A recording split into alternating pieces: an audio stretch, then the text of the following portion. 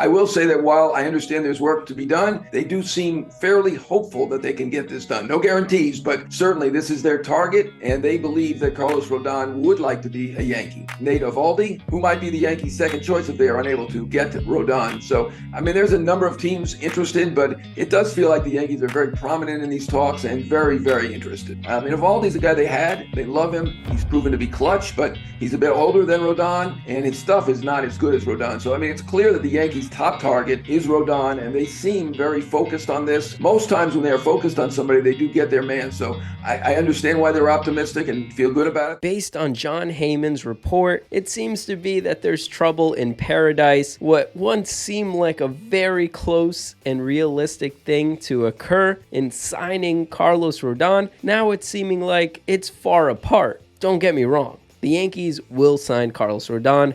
At the end of the day, I really do feel like Hal is treating this as if it was Aaron Judge. I'm pretty sure Aaron Judge told him, get me a Carlos Rodon, and Hal, as a part of his word and commitment to Aaron Judge, for him taking $40 million less to sign with the Yankees, Hal is doing whatever it takes. And I'm sure Scott Boras knows about this and is playing his game as he should. As a business guy, you got to do whatever you got to do in order to get an advantage. And I totally understand that from Scott Boras. Supply and demand. So now the asking bid is 7 years, $210 million minimum. Obviously, the Yankees gave a lower offer to begin with because that's what you're supposed to do. You're not supposed to go balls deep and be like, yo, this is what I got. This is my offer. It's $250, blah, blah, blah. Like, no, that's not how you do it. You start off with the lower, and then you're like, oh, okay, well, I don't know if I can do that. And then you meet in the middle and blah, blah, blah. And then you come to a compromise. And that's what it seems like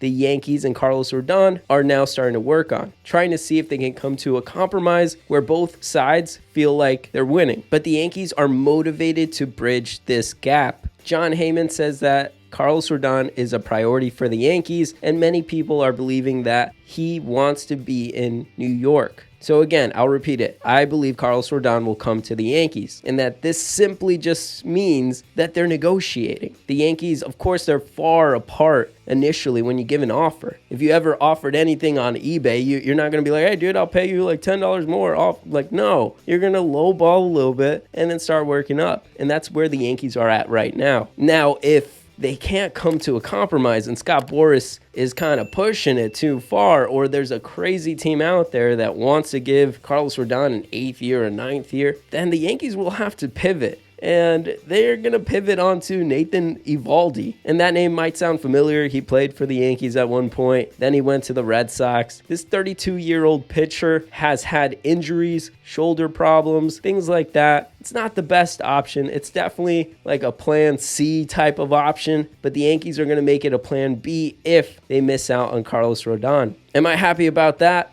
Certainly not, but at the end of the day, the Yankees aren't thinking about plan B, plan C. They want to get this guy, Carlos Rodon. So I'm not really worried about Nathan Eovaldi. I'm sure he's a great guy, a great pitcher when he's not injured and all this stuff. But the Yankees are going to get Carlos Rodon. I'm really hoping on that, right? So you can comment down below. Let me know what you guys feel like, what you guys think. But I feel like this is another Aaron Judge type of situation where reports will come out that he's going to sign with a different team, Arson Judge, blah, blah, blah, and all this stuff is going to be coming out of it. But at the end of the day, Hal's going to come through and get us our Carlos Rodon, our second pitcher. And some of you guys have been saying our ace of the staff. You can argue about that down below. We are going to get Carlos Rodon. Hopefully I'm not wrong.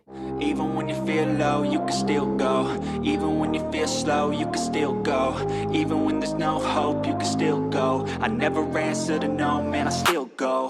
Go, go.